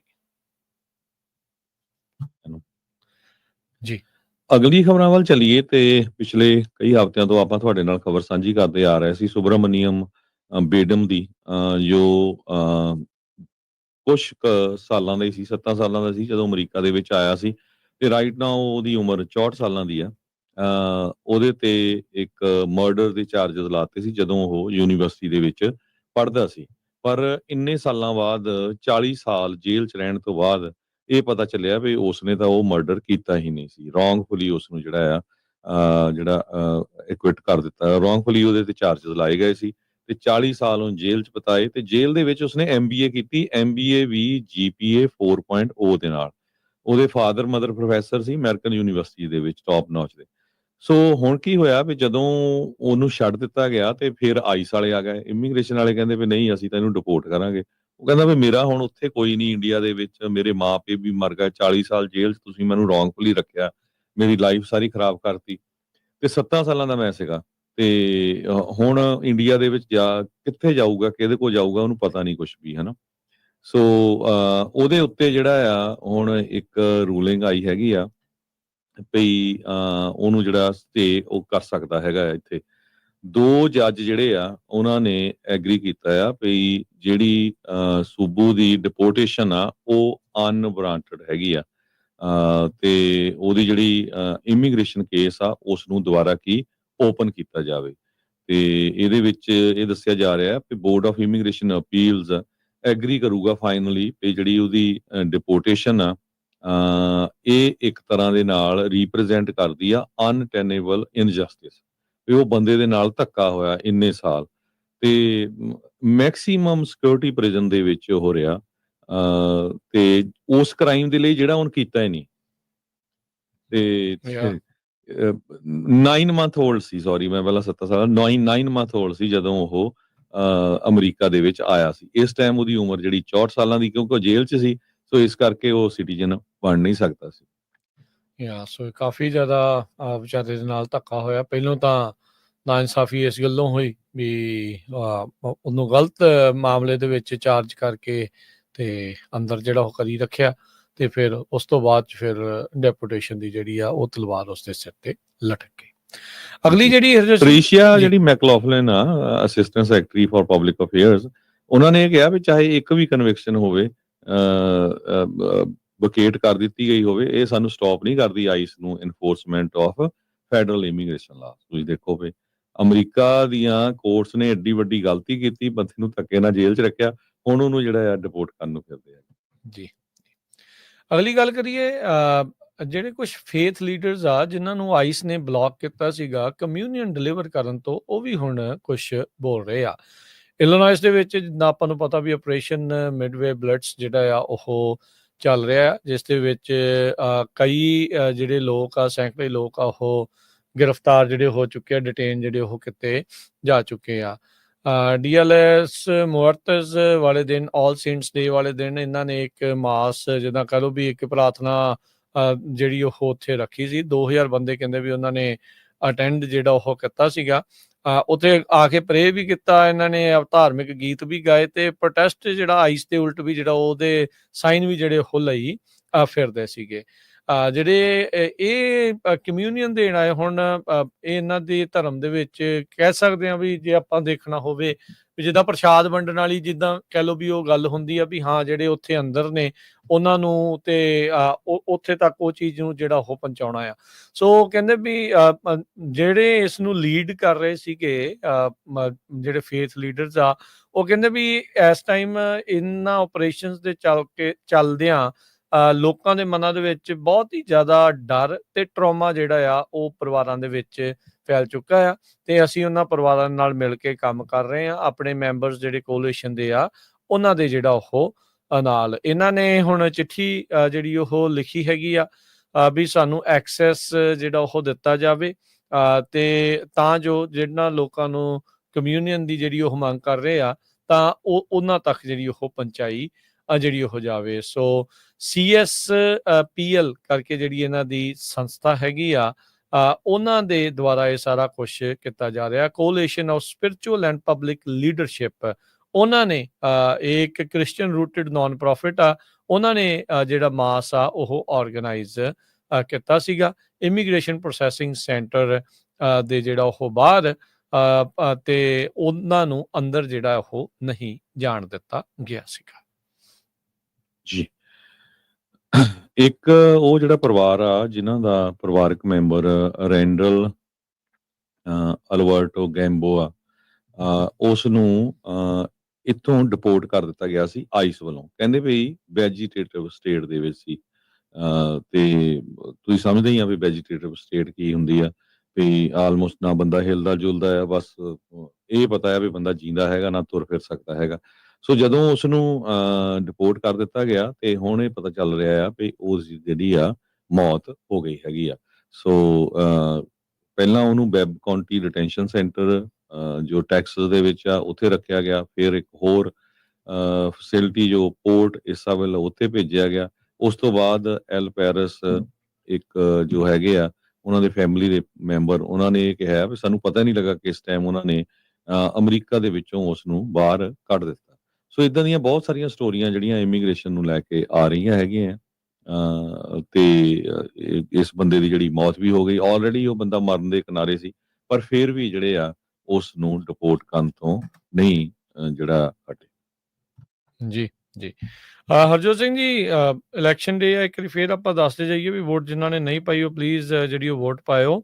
ਕੈਲੀਫੋਰਨੀਆ ਦਾ ਇੱਕ ਆંકੜਾ ਤੁਹਾਡੇ ਨਾਲ ਸ਼ੇਅਰ ਕਰ ਰਿਹਾ, ਬੜੀ ਨਮੋਸ਼ੀ ਭਰਿਆ ਆંકੜਾ ਹੈ। ਹੁਣ ਬੰਦਾ ਕਰੇ ਕੀ, ਲੋਕ ਵੋਟ ਪਾਉਂਦੇ ਨਹੀਂ ਆ ਤੇ ਫਿਰ ਰੌਲਾ ਰੱਪਾ ਸਾਰੇ ਜਾਣੇ ਜਿਹੜਾ ਉਹ ਜ਼ਿਆਦਾ ਜਿਹੜਾ ਉਹ ਪੈ ਜਾਂਦਾ ਆ। ਸਾਰਿਆਂ ਨੂੰ ਆਪਣੀ ਇਹ ਜਿਹੜੀ ਸਿਵਿਕ ਡਿਊਟੀ ਆ ਉਸ ਦੇ ਵਿੱਚ ਜ਼ਰੂਰ ਹਿੱਸਾ ਲੈਣਾ ਚਾਹੀਦਾ, ਸਾਥ ਜਿਹੜਾ ਉਹ ਦੇਣਾ ਚਾਹੀਦਾ ਆ। 22.9 ਮਿਲੀਅਨ ਕੁੱਲ ਬੈਲਟ ਨੇ ਕੈਲੀਫੋਰਨੀਆ ਦੇ ਵਿੱਚ ਜਿਹੜੇ ਹਰਜੋਤ ਸਿੰਘ ਜੀ ਰਜਿਸਟਰਡ ਵੋਟਰਸ, ਤੇ ਉਹਨਾਂ ਚੋਂ ਹੁਣ ਤੱਕ ਸਿਰਫ 6.6 ਮਿਲੀਅਨ ਲੋਕਾਂ ਨੇ ਵੋਟ ਜਿਹੜੀ ਉਹ ਪਾਈ ਆ, ਜਿਹੜੀ ਕਿ 29% ਜਿਹੜੀ ਉਹ ਬਣਦੀ ਆ। ਅੱਜ ਦੇ ਦਿਨ ਚਲੋ ਆਪਾਂ ਉਮੀਦ ਕਰਦੇ ਹਾਂ ਵੀ ਲੋਕ ਜਿਹੜੇ ਆ ਉਹ ਜ਼ਿਆਦਾ ਜਿਹੜੀ ਉਹ ਵੋਟ ਪਾਉਣਗੇ, ਪਰ ਕਿਉਂਕਿ ਕੈਲੀਫੋਰਨੀਆ ਦੇ ਵਿੱਚ ਅਰਲੀ ਵੋਟਿੰਗ ਦੀਆਂ ਸੇਵਾਵਾਂ ਜਿਹੜੀ ਸਹੂਲਤ ਉਪਲਬਧ ਹੈਗੀ ਆ ਤੇ ਉਹਦੇ ਵਿੱਚ ਮਹਿਜ 23% ਲੋਕਾਂ ਨੇ ਜਿਹੜੀ ਉਹ ਵੋਟ ਪਾਈ ਜਿਹੜੀ ਉਹ ਸੀਗੀ। ਸੋ 16 ਮਿਲੀਅਨ ਤੋਂ ਵੱਧ ਲੋਕਾਂ ਨੇ ਅਜੇ ਤੱਕ ਬੈਲਟ ਕਾਸਟ ਨਹੀਂ ਸੀ ਕੀਤਾ। ਸੋ ਉਹਨਾਂ 16 ਮਿਲੀਅਨ ਦੇ ਵਿੱਚੋਂ ਤੁਸੀਂ ਨਾ ਹੋਵੋ, ਤੁਸੀਂ ਐਟਲੀਸਟ ਜਿਹੜੇ ਵੀ ਸਿਟੀਜ਼ਨ ਨੇ ਜਿਨ੍ਹਾਂ ਘਰਾਂ 'ਚ ਬੈਲਟ ਪਹੁੰਚੇ ਆ ਉਹ ਬੈਲਟ ਜਿਹੜੀ ਉਹ ਵੋਟ ਪਾ ਕੇ ਤੇ ਅੱਜ ਰਿਟਰਨ ਜਿਹੜੇ ਉਹ ਜ਼ਰੂਰ ਕਰ ਦਿਓ। ਸਾਰਿਆਂ ਦੇ ਘਰਾਂ ਦੇ ਨੇਬਰਹੁੱਡਸ ਦੇ ਨਜ਼ਦੀਕ ਕਿਤੇ ਨਾ ਕਿਤੇ ਲਾਗੇ ਜਿਹੜਾ ਵੋਟ ਸੈਂਟਰ ਹੋਊਗਾ, ਨਹੀਂ ਤਾਂ ਡ੍ਰੌਪ ਬਾਕਸ ਜਿਹੜੇ ਹੁੰਦੇ ਆ ਕੈਲੀਫੋਰਨੀਆ ਦੇ ਬਹੁਤ ਸਾਰੇ ਥਾਵਾਂ ਦੇ ਉੱਤੇ ਬਣੇ ਹੁੰਦੇ ਆ, ਉੱਥੇ ਤੁਸੀਂ ਆਪਣਾ ਬੈਲਟ ਆ ਉਹ ਡ੍ਰੌਪ ਕਰ ਸਕਦੇ ਆ। ਤੇ ਮੇਕ ਸ਼ੋਰ ਕਰੋ ਵੀ ਤੁਸੀਂ ਜਿਹੜੇ ਬੈਲਟ ਟਰੈਕ ਕਰਨ ਦੀ ਜਿਹੜੀ ਵੈਬਸਾਈਟ ਆ ਕੈਲੀਫੋਰਨੀਆ ਦੀ, ਉਹਦੇ ਨਾਲ ਆਪਣੇ ਆਪ ਨੂੰ ਰਜਿਸਟਰ ਕੀਤਾ ਹੋਵੇ। ਫਿਰ ਪਤਾ ਲੱਗ ਜਾਂਦਾ ਹੈ ਤੁਹਾਨੂੰ ਵੀ ਤੁਹਾਡਾ ਬੈਲਟ ਚੱਕ ਹੋ ਗਿਆ, ਤੁਹਾਡਾ ਬੈਲਟ ਕਾਊਂਟ ਹੋ ਗਿਆ, ਕੋਈ ਉਹਦੇ ਵਿੱਚ ਦਿੱਕਤ ਤਾਂ ਜਿਹੜੀ ਉਹ ਨਹੀਂ ਹੈਗੀ। ਸੋ ਉਹਦੇ ਨਾਲ ਵੀ ਜਿਹੜਾ ਉਹ ਪਤਾ ਲੱਗ ਜਾਂਦਾ, ਪਰ ਮੇਕ ਸ਼ੋਰ ਕਰੋ ਵੀ ਬੈਲਟ ਜਿਹੜੇ ਆ ਤੁਸੀਂ ਅੱਜ ਸਾਈਨ ਕਰਕੇ ਵੋਟ ਪਾ ਕੇ ਜਿਹੜਾ ਉਹ ਕੱਲ ਜ਼ਰੂਰ ਦਿਓ। ਜੀ। ਅਗਲੀ ਖਬਰ ਵੱਲ ਚਲੀਏ। ਜਿਸ ਤਰ੍ਹਾਂ ਆਪਾਂ ਨੂੰ ਪਤਾ ਹੀ ਆ ਵੀ ਗਵਰਨਮੈਂਟ ਸ਼ਟਡਾਊਨ ਆ ਤੇ ਬਹੁਤ ਸਾਰੇ ਲੋਕਾਂ ਦਾ ਜਿਹੜਾ ਸਨੈਪ ਪ੍ਰੋਗਰਾਮ ਆ ਉਹ ਵੀ ਖਤਮ ਹੁੰਦਾ ਜਾ ਰਿਹਾ ਹੈਗਾ। ਇੱਕ ਸਦਰਨ ਕੈਲੀਫੋਰਨੀਆ ਦੇ ਵਿੱਚ ਫੂਡ ਦੀ ਜਿਹੜੀ ਫਰੈਂਚਾਈਜ਼ੀ ਆ, ਲੋਕਲ ਕਾਰਲਸ ਜੂਨੀਅਰ ਫਰੈਂਚਾਈਜ਼ੀ, ਉਹਨਾਂ ਨੇ ਇਹ ਕਿਹਾ ਵੀ ਅਸੀਂ $1 ਦੇ ਵਿੱਚ ਜਿਹੜਾ ਮੀਲ ਦੇਵਾਂਗੇ ਉਹਨਾਂ ਪਰਿਵਾਰਾਂ ਨੂੰ ਜੋ ਫੈਡਰਲ ਗਵਰਨਮੈਂਟ ਸ਼ਟਡਾਊਨ ਦੇ ਨਾਲ ਜਿਨ੍ਹਾਂ ਦੇ ਵੱਡਾ ਅਸਰ ਪਿਆ ਹੈਗਾ ਆ। ਇਹਦੇ ਵਿੱਚ kids hamburger, small fry, drink, ਇਹ ਸਾਰਾ ਕੁਝ ਲਾਸ ਐਂਜਲਸ, ਔਰੇਂਜ ਤੇ ਇਨਲੈਂਡ ਐਮਪਾਇਰ, ਇੱਥੇ ਜਿਹੜੀਆਂ ਲੋਕੇਸ਼ਨਸ ਆ ਉੱਥੇ ਦੇ ਰਹੇ ਹੈਗੇ ਆ। ਤੇ ਨਾਲ ਦੀ ਨਾਲ ਉਹਨਾਂ ਨੇ ਇਹ ਕਿਹਾ ਵੀ ਇਹ ਜਿਹੜੀ ਡੀਲ ਆ ਫੈਡਰਲ EMPLOYEES, ਮਿਲਟਰੀ ਫੈਮਿਲੀਜ਼ ਨੂੰ, ਸਨੈਪ EBT ਜਿਹੜੇ ਰੈਸੀਪੀਐਂਟਸ ਹੈਗੇ ਆ ਉਹਨਾਂ ਦੇ ਲਈ ਆ, ਤੇ ਜਦੋਂ ਤੱਕ ਜਿਹੜੀ ਗਵਰਨਮੈਂਟ ਸ਼ਟਡਾਊਨ ਚੱਲ ਰਹੀ ਹੈਗੀ ਆ। ਸੋ ਵਧੀਆ ਜਿਹੜਾ ਦੇਖੋ ਇਦਾਂ ਦੇ ਲੋਕ ਵੀ ਹੈਗੇ ਆ ਇਹ ਕਰ ਰਹੇ ਆ। ਮੈਨੂੰ ਲੱਗਦਾ ਬੰਦਾ ਵੀ ਉਹ ਭਾਰਤੀ ਮੂਲ ਦਾ ਹੀ ਆ। ਆਕਾਸ਼ ਮੈਨੇਜਮੈਂਟ LLC ਕਰਕੇ ਨਾਂ ਦੱਸਿਆ ਗਿਆ ਆ ਵੀ local Carl junior franchisee group ਹੈਗਾ ਸਦਰਨ ਕੈਲੀਫੋਰਨੀਆ 'ਚ। ਇਹ ਆਪਣੇ ਜਿਹੜੇ ਰੈਸਟੋਰੈਂਟਸ ਆ ਉਹਨਾਂ ਨੂੰ ਰਨ ਕਰਦੇ ਹੈਗੇ ਆ। ਜੀ। ਅਗਲੀ ਜਿਹੜੀ ਹਰਜੋਤ ਸਿੰਘ ਦੀ ਗੱਲ ਕਰੀਏ, ਕੈਲੀਫੋਰਨੀਆ ਦੇ ਜਿਹੜਾ ਪ੍ਰਿਜ਼ਨ ਸਿਸਟਮ ਆ, ਉਹਨਾਂ ਨੇ ਇੱਕ ਡਾਕਟਰ ਨੂੰ ਉਹਦੇ ਉੱਥੋਂ ਦੀ ਜਿਹੜੀ ਖਬਰ ਆ, ਜਿਊਰੀ ਨੇ ਇੱਕ ਜਿਹੜੇ ਪ੍ਰਿਜ਼ਨ ਡਾਕਟਰ ਆ ਉਸ ਨੂੰ $16.8 ਮਿਲੀਅਨ ਅਵਾਰਡ ਕੀਤੇ ਨੇ ਇਸ ਡਾਕਟਰ ਨੇ ਕੰਪਲੇਨ ਸ਼ਿਕਾਇਤ ਕੀਤੀ ਸੀ ਇਨਮੇਟ ਦੀ ਜਿਹੜੀ ਉਹ ਥ੍ਰੈਟ ਦੇ ਬਾਬਤ। ਸੋ ਇਹ ਹੁਣ ਕੈਲੀਫੋਰਨੀਆ ਦੀ ਇੱਕ ਜਿਊਰੀ ਨੇ ਤਕਰੀਬਨ $17 ਮਿਲੀਅਨ ਦੀ ਜੱਜਮੈਂਟ ਇਸ ਦੇ ਹੱਕ ਦੇ ਵਿੱਚ ਦਿੱਤੀ ਹੈਗੀ ਆ। ਕਹਿੰਦੇ ਵੀ ਡਾਕਟਰ ਜਿਸ ਨੇ ਅਲੈਜ ਕੀਤਾ ਸੀਗਾ ਵੀ ਉਹਦਾ ਜਿਹੜਾ ਇੰਪਲੋਇਰ ਆ ਉਹਨੇ ਰਿਸਪੌਂਡ ਨਹੀਂ ਕੀਤਾ ਅਪਰੋਪਰੀਏਟਲੀ ਜਦ ਉਸ ਨੂੰ ਇੱਕ ਧਮਕੀ ਮਿਲੀ ਇੱਕ ਇਨਕਾਰਸਨੇਟਡ ਇੱਕ ਕੈਦੀ ਦੇ ਦੁਆਰਾ। ਤੇ ਇਨਫੈਕਟ ਕਹਿੰਦੇ ਵੀ ਉਹ ਫਾਇਰ ਕਰ ਦਿੱਤਾ ਗਿਆ ਸੀਗਾ, ਫਾਇਰ ਕਰ ਦਿੱਤੀ ਸੀ ਇਹ ਡਾਕਟਰ ਜਿਹੜੀ ਆ ਜਦ ਉਸਨੇ ਸੇਫਟੀ ਦੇ ਕੰਸਰਨਸ ਸੁਰੱਖਿਆ ਦੀ ਜਿਹੜੀਆਂ ਚਿੰਤਾਵਾਂ ਆ ਉਹਨਾਂ ਨੂੰ ਪ੍ਰਗਟਾਇਆ ਸੀਗਾ। ਤੇ ਕਹਿੰਦੇ ਵੀ ਬਾਅਦ ਦੇ ਵਿੱਚ ਇੱਥੇ ਨਹੀਂ ਜਿਹੜਾ ਰੁਕੇ, ਉਹਨਾਂ ਨੇ ਡੀਫੇਮ ਵੀ ਕੀਤਾ ਇਸ ਡਾਕਟਰ ਨੂੰ, ਰਿਊਮਰ ਜਿਹੜੇ ਉਹ ਗਲਤ ਅਫਵਾਹਾਂ ਜਿਹੜੀਆਂ ਇਸ ਤੇ ਉਲਟ ਫੈਲਾ ਕੇ। ਸੋ ਇਹ ਜਿਹੜਾ ਵਰਡਿਕਟ ਪਿਛਲੇ ਹਫਤੇ ਪਹੁੰਚਿਆ ਆ ਡਾਕਟਰ ਬੈਥ ਫਿਸ਼ਗ੍ਰੈਂਡ, ਉਸ ਦੀ 6 ਸਾਲ ਦੀ ਕਹਿੰਦੇ ਵੀ ਇਹ ਕੋਸ਼ਿਸ਼ ਸੀਗੀ ਇਸ ਦੀ ਸਲੀਨਸ ਵੈਲੀ ਸਟੇਟ ਪ੍ਰਿਜ਼ਨ ਤੋਂ ਜਦ ਇਸ ਨੂੰ ਡਿਸਮਿਸ ਕਰ ਦਿੱਤਾ ਗਿਆ ਸੀ, ਕੱਢ ਦਿੱਤਾ ਗਿਆ ਸੀਗਾ। ਇਹ ਉੱਥੇ ਕੰਟਰੈਕਟ ਸਾਈਕੋਲੋਜਿਸਟ ਦੇ ਤੌਰ ਦੇ ਉੱਤੇ ਕੰਮ ਜਿਹੜੀ ਉਹ ਕਰ ਰਹੀ ਸੀ। ਸਤੰਬਰ 2017 ਚ ਇਹਨੇ ਉੱਥੇ ਸ਼ੁਰੂਆਤ ਕੀਤੀ ਸੀ। ਜਿਊਰੀ ਦਾ ਜਿਹੜਾ ਡਿਸੀਜਨ ਆ ਉਸ ਦੇ ਬਾਰੇ ਡਾਕਟਰ ਬੈਥ ਨੇ ਜਿਹੜਾ ਉਹ ਗੱਲਬਾਤ ਕਰਦੇ ਹੋਏ ਕਿਹਾ ਵੀ ਮੇਰੇ ਜ਼ਿੰਦਗੀ ਦਾ ਇੱਕ ਬੜਾ ਸਰਰੀਅਲ ਐਕਸਪੀਰੀਅੰਸ ਜਿਹੜਾ ਹੋ ਰਿਹਾ ਆ ਤੇ 6 ਸਾਲ ਲੱਗੇ ਤੇ ਪਰ ਹੁਣ ਮੈਨੂੰ ਵੈਲੀਡੇਸ਼ਨ ਜਿਹੜੀ ਇਸ ਦੇ ਵਿੱਚ ਮਿਲੀ ਆ। ਕਹਿੰਦੇ ਵੀ ਇੱਕ ਟਾਈਮ ਦੇ ਉੱਤੇ ਤਾਂ ਮੈਂ ਇਹ ਸੋਚਦੇ ਸੀ ਵੀ ਮੈਂ ਕਿਤੇ ਕਮਲੀ ਤਾਂ ਨਹੀਂ ਹੋਈ ਜਾਂਦੀ, ਇਹ ਮੇਰੀ ਕਿਤੇ ਗਲਤੀ ਤਾਂ ਨਹੀਂ ਸੀਗੀ ਜਦੋਂ ਵੀ ਇਸ ਦੇ ਬਾਬਤ ਉਹ ਫਾਈਟ ਕਰ ਰਹੀ ਸੀ। ਸੋ ਉਹਨੂੰ ਕੈਦੀ ਤੋਂ ਧਮਕੀ ਮਿਲੀ, ਉਹਦੀ ਗੱਲ ਸੁਣਨ ਦੀ ਬਜਾਏ ਉਸ ਨੂੰ ਫਾਇਰ ਕੀਤਾ ਤੇ ਉਹਦੇ ਉਲਟ ਅਫਵਾਹਾਂ ਜਿਹੜੀਆਂ ਉਹ ਫਲਾਈਆਂ ਜਾਂਦੀਆਂ ਜਿਹੜੀਆਂ ਰਹੀਆਂ। ਸੋ ਹਾਈ ਸਿਕਿਉਰਿਟੀ ਯਾਰਡ ਦਾ ਇਹ ਜਿਹੜਾ ਕੇਸ ਆ ਮੋਨਰੇ ਕਾਉਂਟੀ ਦੀ ਇਸ ਪ੍ਰਿਜ਼ਨ ਦਾ, ਜਿੱਥੇ ਜਿਹੜੇ ਖਾਸ ਕਰਕੇ ਬਹੁਤ ਹੀ ਖਤਰਨਾਕ ਕੈਦੀਆਂ ਨੂੰ ਜਿਹੜਾ ਕਹਿੰਦੇ ਵੀ ਰੱਖਿਆ ਜਾਂਦਾ ਆ ਤੇ ਉਹ ਅਨਸੇਫ ਮੰਨੇ ਜਾਂਦੇ ਨੇ, ਕੰਸੀਡਰਡ ਅਨਸੇਫ। ਜਨਰਲ ਪਾਪੂਲੇਸ਼ਨ ਚ ਉਹਨਾਂ ਕੈਦੀਆਂ ਨੂੰ ਰੱਖਿਆ ਨਹੀਂ ਜਾਂਦਾ, ਪਰ ਕਿਉਂਕਿ ਇਹ ਪ੍ਰਿਜ਼ਨ ਦੇ ਵਿੱਚ ਸਾਈਕੋਲੋਜਿਸਟ ਸੀਗੀ, ਇਹ ਉਹਨਾਂ ਦੇ ਨਾਲ ਕੰਮ ਕਰ ਰਹੀ ਸੀ ਜਦ ਇੱਕ ਕੈਦੀ ਦੇ ਦੁਆਰਾ ਇਸ ਨੂੰ ਜਿਹੜੀ ਉਹ ਧਮਕੀ ਜਿਹੜੀ ਉਹ ਮਿਲੀ ਸੀਗੀ। ਸੋ ਉਹਦੀ ਕੰਪਲੇਂਟ ਨੂੰ ਇੱਕ ਹਿਸਾਬ ਦੇ ਨਾਲ ਖੁਰਦ-ਬੁਰਦ ਕਰ ਦਿੱਤਾ ਗਿਆ, ਕੋਈ ਤਰਜੀਹ ਨਾ ਦਿੱਤੀ ਗਈ ਤੇ ਫਿਰ 6 ਸਾਲ ਦੀ ਲੜਾਈ ਤੋਂ ਬਾਅਦ ਹੁਣ ਜਿਊਰੀ ਨੇ $16.8 ਮਿਲੀਅਨ ਇਸ ਡਾਕਟਰ ਨੂੰ ਦੇਣ ਦਾ ਫੈਸਲਾ ਕੀਤਾ ਹੈ। ਇਮੀਗ੍ਰੇਸ਼ਨ ਨੂੰ ਲੈ ਕੇ ਆਪਣੇ ਗੁਆਂਢੀ ਮੁਲਕ ਕੈਨੇਡਾ ਦੇ ਵਿੱਚ ਵੀ ਕਾਫੀ ਜ਼ਿਆਦਾ ਸਖਤੀ ਹੋਣ ਜਾ ਰਹੀ ਆ। ਕੈਨੇਡਾ ਵਾਲਿਆਂ ਨੇ ਓਪਨਲੀ ਅਨਾਉਂਸ ਕਰ ਦਿੱਤਾ ਵੀ ਅਸੀਂ ਇੰਡੀਆ ਤੇ ਬੰਗਲਾਦੇਸ਼ ਤੋਂ ਆਉਣ ਵਾਲੇ ਲੋਕਾਂ ਤੇ ਜਾਂ ਜਿਹੜੇ ਆ ਚੁੱਕੇ ਆ ਉਹਨਾਂ ਨੂੰ ਪੂਰਾ ਇਨਵੈਸਟੀਗੇਟ ਕਰਾਂਗੇ। ਕੈਨੇਡਾ ਦੀ ਇਮੀਗ੍ਰੇਸ਼ਨ ਮਿਨਿਸਟਰ ਲੇਨਾ ਡਿਆਬ ਉਹਨਾਂ ਨੇ ਪਬਲਿਕਲੀ ਐਕਨੋਲਜ ਕੀਤਾ, ਪਬਲਿਕਲੀ ਮੰਨਿਆ ਵੀ ਜਿਹੜੀਆਂ ਇਹ ਪਾਵਰਸ ਅਸੀਂ ਯੂਜ਼ ਕਰਨ ਜਾ ਰਹੇ ਆ ਇਹ ਯੂਜ਼ਲੀ ਪੈਂਡੇਮਿਕ ਜਾਂ ਵਾਰ ਸਿਚੁਏਸ਼ਨ 'ਚ ਹੁੰਦੀਆਂ ਆ, ਪਰ ਇੰਨੀ ਜ਼ਿਆਦਾ ਪੇਪਰ ਵਰਕ ਦੇ ਵਿੱਚ ਹੇਰਾਫੇਰੀ ਹੋਈ ਹੈਗੀ ਆ, ਉਹਦੇ ਨਾਲ ਉਹਨਾਂ ਨੇ ਇੰਡੀਆ ਤੇ ਬੰਗਲਾਦੇਸ਼ ਨੂੰ ਸਿੰਗਲ ਆਊਟ ਕਰ ਦਿੱਤਾ ਆ। ਉਹਨਾਂ ਨੇ ਉਦਾਹਰਨ ਦਿੱਤੀ ਆ, ਕਹਿੰਦੇ ਵੀ ਮਈ 2023 ਤੱਕ 500 ਦੇ ਕਰੀਬ ਅਸਾਈਲਮ ਦੀਆਂ ਐਪਲੀਕੇਸ਼ਨਾਂ ਆਉਂਦੀਆਂ ਹੁੰਦੀਆਂ ਸੀ, ਜੋ ਕਿ ਵੱਧ ਕੇ ਜੁਲਾਈ 2024 ਤਾਈਂ 2000 ਪਰ ਮੰਥ ਹੋ ਗਈਆਂ। ਸੋ ਟੈਂਪਰੇਰੀ ਜਿਹੜੀ ਵੀਜ਼ਾ ਐਪਲੀਕੇਸ਼ਨ ਆ ਇੰਡੀਆ ਤੋਂ ਉਹ ਵੀ ਕਾਫੀ ਜਿਹੜੀਆਂ ਘਟ ਗਈਆਂ ਹੈਗੀਆਂ। ਹੁਣ ਜਿਹੜਾ ਡਾਕੂਮੈਂਟ ਪ੍ਰੋਸੈਸਿੰਗ ਟਾਈਮ ਆ ਉਹ ਪਹਿਲਾਂ 30 ਦਿਨ ਹੁੰਦਾ ਸੀ 2023 ਜੁਲਾਈ ਤਾਈਂ, ਜੋ ਵੱਧ ਕੇ 54 ਦਿਨ ਤੱਕ ਚਲਾ ਗਿਆ ਕਿਉਂਕਿ ਇੰਨੀ ਵੱਡੀ ਗਿਣਤੀ 'ਚ ਲੋਕ ਜਿਹੜੇ ਆ ਅਪਲਾਈ ਕਰ ਰਹੇ ਸੀ। ਜਨਵਰੀ ਦੇ ਵਿੱਚ 63,000 ਲੋਕਾਂ ਨੇ ਅਪਲਾਈ ਕੀਤਾ, ਅਪਰੂਵ ਕੀਤੇ, 63,000 ਲੋਕਾਂ ਨੂੰ ਵੀਜ਼ਾ ਅਪਰੂਵ ਕੀਤਾ, 48,000 ਦਾ ਜਿਹੜਾ ਆ ਉਹਨਾਂ ਨੇ ਲੋਕਾਂ ਨੂੰ ਡਿਨਾਈ ਵੀ ਕੀਤਾ ਹੈਗਾ ਆ। ਸੋ 1873 ਦੇ ਕਰੀਬ ਜਿਹੜੀਆਂ ਐਪਲੀਕੈਂਟਸ ਹੈਗੇ ਆ ਉਹਨਾਂ ਨੂੰ ਫਰਦਰ ਕੁਐਸਚਨਿੰਗ ਦੇ ਲਈ ਉਹਨਾਂ ਨੇ ਲੈਟਰ ਜਿਹੜੇ ਭੇਜੇ ਹੈਗੇ ਆ। ਸੋ ਕਹਿੰਦੇ ਭਈ ਡਿਪਾਰਟਮੈਂਟ ਨੇ ਇਹ ਕਿਹਾ ਆ ਭਈ ਜੋ ਟੈਂਪਰੇਰੀ ਰੈਜ਼ੀਡੈਂਟ ਵੀਜ਼ਾ ਹੈਗਾ TRV ਫਾਰਮ ਹੈਗੇ ਆ ਉਹ ਜਿਹੜੇ ਹਾਈਐਸਟ ਰੇਟ ਆਫ ਅਬਿਊਜ਼ ਮੁਲਕ ਆ ਉਹਨਾਂ ਦੇ ਵਿੱਚ 97% ਡ੍ਰੌਪ ਹੋਇਆ illegal US crossing by foreign national into Canada from its peak in June 2024। So ਹੁਣ ਕੈਨੇਡਾ ਵਾਲੇ ਵੀ ਜਿਹੜੇ ਆ ਜਿਹੜਾ ਟਾਈਟ ਪੂਰਾ ਕਰਨ ਜਾ ਰਹੇ ਆ ਤੇ ਹੋ ਸਕਦਾ ਕਾਫੀ ਲੋਕਾਂ ਨੂੰ ਉੱਥੋਂ ਜਿਹੜਾ ਵਾਪਸ ਆ ਉਹ ਵੀ ਭੇਜਿਆ ਜਾਵੇ। ਕਹਿੰਦੇ ਵੀ 25% ਇਨਕਰੀਜ਼ ਹੋਇਆ ਹੈਗਾ ਵੀਜ਼ਾ ਰਿਫਿਊਜ਼ਲ ਫॉर ਫਰਾਡ ਜਨਵਰੀ ਤੋਂ ਲੈ ਕੇ ਮਈ ਮਹੀਨੇ ਤਾਈਂ, ਤੇ ਇਹ ਕਾਫੀ ਵੱਡਾ ਨੰਬਰ ਆ। ਤੇ 71% ਡ੍ਰੌਪ ਹੋਇਆ ਪੋਲੀਟੀਕਲ ਅਸਾਈਲਮ ਦੇ ਕੇਸਾਂ ਦੇ ਲਈ। ਜੀ ਸੋ ਜਾਂ ਇਹ ਵੀ ਬਹੁਤ ਵੱਡਾ ਨੰਬਰ ਹੈ। ਇਹਦਾ ਮਤਲਬ ਵੀ ਲੋਕ ਆ ਨਹੀਂ ਰਹੇ ਹੁਣ, ਤੇ ਇਸੇ ਕਰਕੇ ਜਿਹੜਾ ਆ ਇਹ ਡ੍ਰੌਪ ਹੋਇਆ ਹੈਗਾ, ਜਾਂ ਉਹਨਾਂ ਨੂੰ ਵੀਜ਼ੇ ਨਹੀਂ ਦਿੱਤੇ ਜਾ ਰਹੇ। 74% ਹਰਜੋਤ ਸਿੰਘ ਜੀ ਰਿਜੈਕਸ਼ਨ ਆ ਇਸ ਵਾਰ ਸਟੂਡੈਂਟ ਵੀਜ਼ਾ ਦੀ, ਜਿਹੜੀ ਕੈਨੇਡਾ ਨੂੰ ਖਾਸ ਕਰਕੇ ਜਿਹੜੇ ਭਾਰਤੀ ਮੂਲ ਵਾਲੇ ਆ ਉਹ ਅਪਲਾਈ ਕਰ ਰਹੇ ਆ। ਇਮੀਗ੍ਰੇਸ਼ਨ ਰੂਲਸ ਬਹੁਤ ਜ਼ਿਆਦਾ ਜਿਹੜਾ ਸਖਤ ਕਰ ਰਹੇ ਆ ਉੱਥੇ ਉਹਨਾਂ ਸਟੂਡੈਂਟਸ ਦਾ ਜਿਨ੍ਹਾਂ ਨੂੰ ਆਇਆਂ ਨੂੰ ਉੱਥੇ ਕਈ ਸਾਲ ਹੋ ਗਏ ਅਜੇ ਤੱਕ ਪੱਕੇ ਨਹੀਂ ਹੋਏ, ਤਾਂ ਹੋ ਸਕਦਾ ਵੀ ਉਹਨਾਂ ਨੂੰ ਮੁਲਕ ਛੱਡਣਾ ਪਵੇ। ਇੱਦਾਂ ਦੀਆਂ ਜਿਹੜੀਆਂ ਗੱਲਾਂ ਆ, ਚਰਚਾਵਾਂ ਆ, ਉਹ ਬਹੁਤ ਜ਼ਿਆਦਾ ਕੈਨੇਡਾ ਦੇ ਵਿੱਚ ਤੇਜ਼ ਹੋ ਚੁੱਕੀਆਂ ਆ। ਉਹਨਾਂ ਦੇ ਵੀਜ਼ਿਆਂ ਨੂੰ ਐਕਸਟੈਂਡ ਜਿਹੜਾ ਉਹ ਨਹੀਂ ਕੀਤਾ, ਜਿਹੜਾ ਉਹ ਜਾ ਰਿਹਾ। ਸੋ ਫਰਾਡ ਦੀ ਗੱਲ ਕਰਕੇ ਜਿਹੜਾ ਕੈਨੇਡਾ ਆ ਉਸਨੇ ਹੁਣ ਇਮੀਗ੍ਰੇਸ਼ਨ ਖਾਸ ਕਰਕੇ ਜਿਹੜੇ ਸਟੂਡੈਂਟ ਸਟੱਡੀ ਪਰਮਿਟਸ ਆ ਉਸ ਦੇ ਉੱਤੇ ਇੱਕ ਹਿਸਾਬ ਦੇ ਨਾਲ ਰੋਕ ਹੀ ਲਾ ਦਿੱਤੀ। 4 ਚੋਂ 3 ਜਾਣਿਆਂ ਦਾ ਜਿਹੜਾ ਵੀਜ਼ਾ ਆ ਉਹ ਰਿਜੈਕਟ ਕੀਤਾ ਜਾ ਰਿਹਾ ਆ। ਅਗਸਤ 2023 ਚ ਇਹ ਰੇਟ 32% ਸੀਗਾ। ਓਵਰਆਲ ਰਿਜੈਕਸ਼ਨ ਰੇਟ ਐਪਲੀਕੇਸ਼ਨਸ ਦਾ 40% ਰਿਹਾ ਆ, ਪਰ ਇਹ ਆਲਮੋਸਟ ਡਬਲ ਜਿਹੜਾ ਉਹ ਹੋ ਚੁੱਕਾ ਹੈ। 74% ਦੇ ਉੱਤੇ ਜਿਹੜਾ ਉਹ ਪਹੁੰਚ ਗਿਆ ਹੈ। ਕੈਨੇਡਾ ਨੇ ਪਹਿਲਾਂ ਹੀ ਜਿਹੜੇ ਇੰਟਰਨੈਸ਼ਨਲ ਸਟੂਡੈਂਟ ਪਰਮਿਟ ਆ ਉਹਨਾਂ ਦਾ ਨੰਬਰ ਘਟਾ ਦਿੱਤਾ ਸੀ ਲਗਾਤਾਰ ਦੂਸਰੇ ਜਿਹੜੇ ਉਹ ਸਾਲ। ਸੋ ਇਹ ਜਿਹੜੀ ਸਿਚੁਏਸ਼ਨ ਆ ਉਹ ਬਣੀ ਆ। ਇਹ ਇੰਡੀਆ ਵਾਲਿਆਂ ਦੇ ਨਾਲ ਜ਼ਿਆਦਾ ਹੋ ਰਿਹਾ ਕਿਉਂਕਿ ਉੱਥੇ ਜਿਹੜਾ ਫਰਾਡ ਆ ਰੈਂਪੈਂਟ ਬਹੁਤ ਆ, ਕਾਗਜ਼ਾਂ 'ਚ ਹੇਰਾਫੇਰੀ ਬਹੁਤ ਜ਼ਿਆਦਾ ਹੁੰਦੀ ਆ।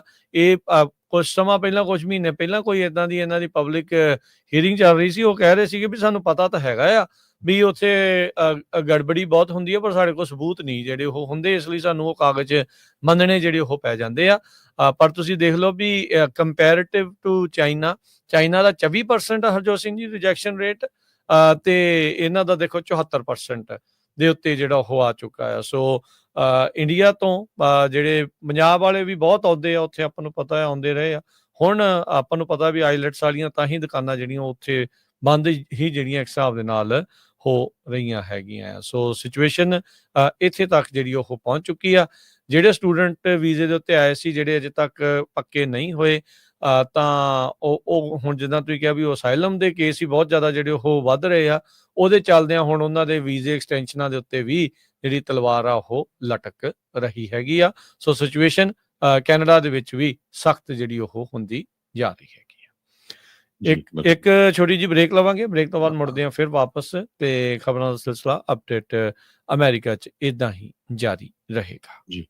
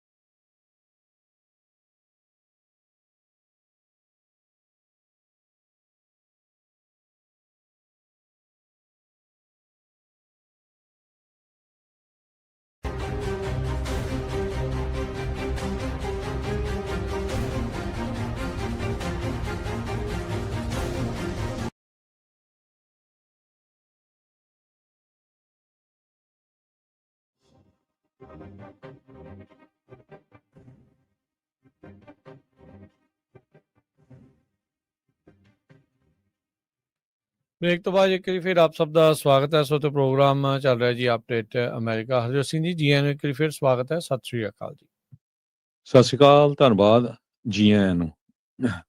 ਅਗਲੀ ਖਬਰ ਵੱਲ ਚੱਲੀਏ। ਤੁਹਾਨੂੰ ਸਾਰਿਆਂ ਨੂੰ ਪਤਾ ਹੈ ਵੀ ਜਿਹੜਾ ਜਗਤਾਰ ਸਿੰਘ ਜੱਗੀ ਜੌਲ ਆ, ਉਹਨੂੰ 8 ਸਾਲ ਹੋ ਗਏ ਆ ਜੇਲ੍ਹ ਦੇ ਵਿੱਚ। ਇੰਡੀਆ ਦੇ ਵਿੱਚ ਇੰਨੇ ਝੂਠੇ ਕੇਸ ਪਾਏ ਗਏ ਤੇ ਸਾਰੇ ਕੇਸਾਂ ਦੇ ਵਿੱਚੋਂ ਉਸ ਨੂੰ ਜਿਹੜਾ ਆ ਇੱਕ ਤਰ੍ਹਾਂ ਦੇ ਨਾਲ ਉਹ ਕੇਸਾਂ ਚੋਂ ਬਰੀ ਹੋ ਗਿਆ, ਪਰ ਸਟਿਲ ਹਜੇ ਵੀ ਜੇਲ੍ਹ ਦੇ ਵਿੱਚ ਹੈਗਾ ਆ।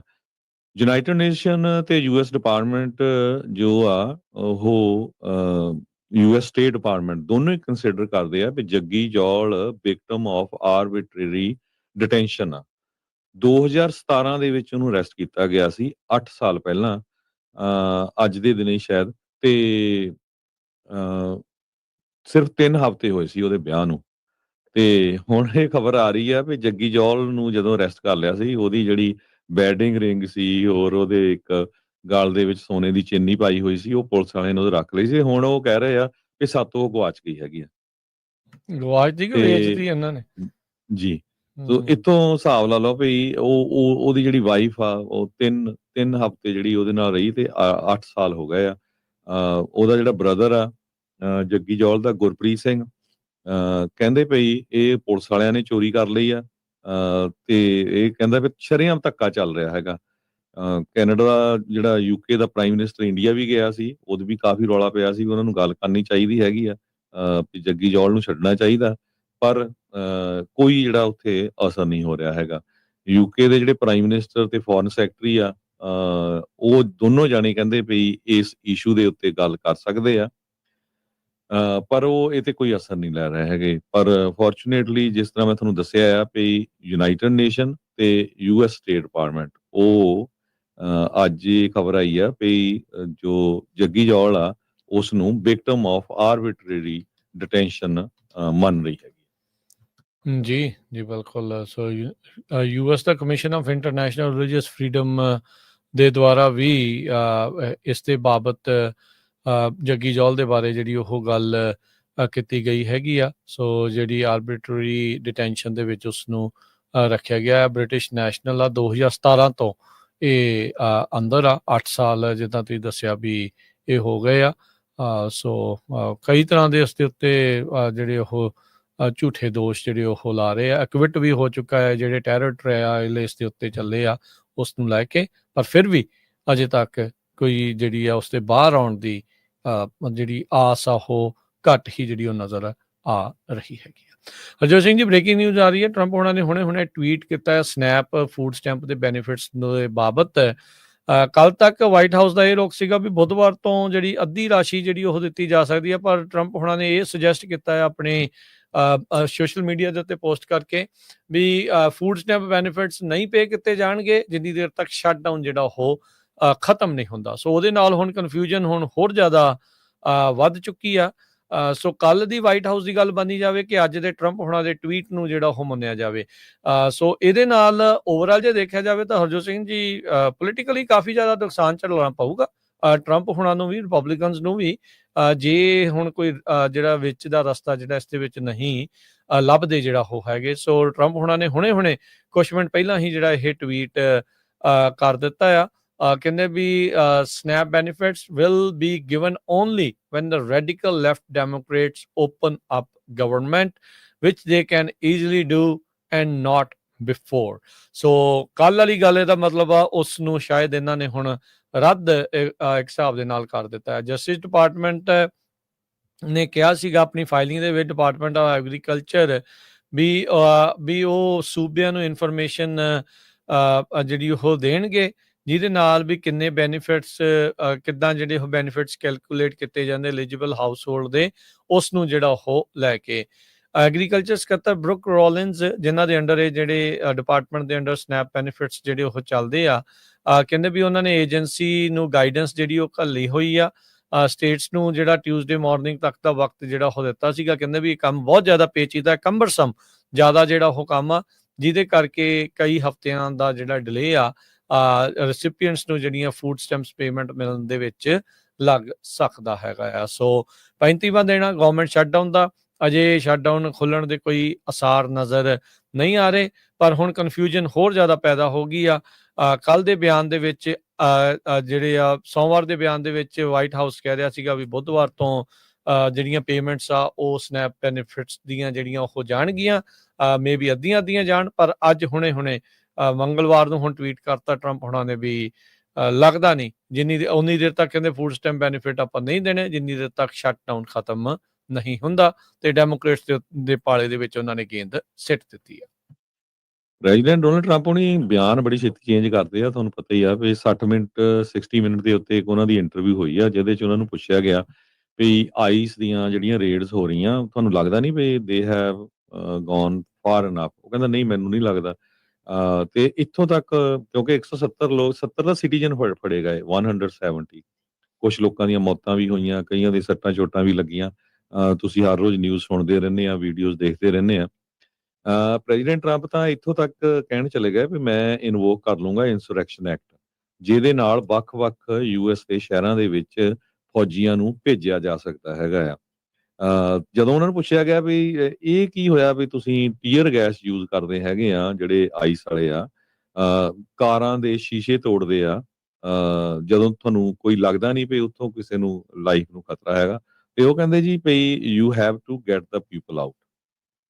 ਸੋ ਇਹ ਉਹਨਾਂ ਦਾ ਪ੍ਰੈਜ਼ੀਡੈਂਟ ਡੋਨਲਡ ਟਰੰਪ ਉਹਨਾਂ ਦਾ ਬਿਆਨ ਸੀ ਇਸ ਜੋ ਹਜੇ ਹੁਣੇ 1 ਜਾਂ 2 ਦਿਨ ਪਹਿਲਾਂ ਹੀ ਉਹਨਾਂ ਦੀ 60 ਮਿੰਟ ਦੇ ਉੱਤੇ ਇੱਕ ਇੰਟਰਵਿਊ ਹੋਈ ਆ ਇਮੀਗ੍ਰੇਸ਼ਨ ਦੇ ਸੰਬੰਧ ਦੇ ਵਿੱਚ। ਜੀ ਹਰਜੋਤ ਸਿੰਘ ਜੀ, ਸਮਾਂ ਆਪਣੇ ਪ੍ਰੋਗਰਾਮ ਦਾ ਇੱਥੇ ਹੀ ਜਿਹੜਾ ਉਹ ਸਮਾਪਤ ਹੈ। ਮਿਲਾਂਗੇ ਆਪਾਂ ਆਪਣੇ ਸਾਰੇ ਹੀ ਸਰੋਤਿਆਂ ਤੇ ਦਰਸ਼ਕਾਂ ਨੂੰ ਅਗਲੀ ਵਾਰ। ਉਦੋਂ ਤੱਕ ਲਈ ਲੈਂਦੇ ਹਾਂ ਜੀ ਇਜਾਜ਼ਤ। ਮੇਰੇ ਰਾਜਕਰਨਵੀਰ ਸਿੰਘ ਵੱਲੋਂ ਤੇ ਹਰਜੋਤ ਸਿੰਘ ਵੱਲੋਂ ਆਪ ਸਭ ਨੂੰ ਪਿਆਰ ਸਤਿਕਾਰ ਸੈਨਿਕ ਕੀ ਜਹੀ ਸਤਿ ਸ੍ਰੀ ਸਤਿ ਅਕਾਲ। ਸ੍ਰੀ ਅਕਾਲ। ਜਿੰਨੇ ਵਾਸਤੇ ਰਹੋ, ਹੱਸਦੇ ਖੇਲਦੇ ਰਹੋ, ਸੁਣਦੇ ਰਹੋ, ਦੇਖਦੇ ਰਹੋ ਪੰਜਾਬੀ ਰੇਡੀਓ USA।